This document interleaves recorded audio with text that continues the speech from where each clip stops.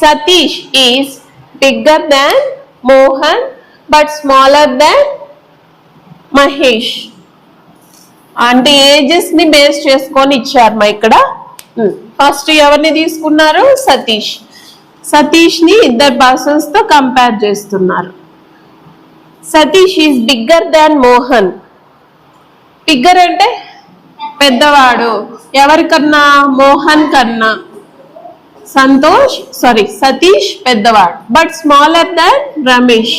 రమేష్ కన్నా చిన్నవాడు. But first sentence లో మనకి ఏమర్థమైంది? రమేష్ సతీష్ కన్నా పెద్దవాడు.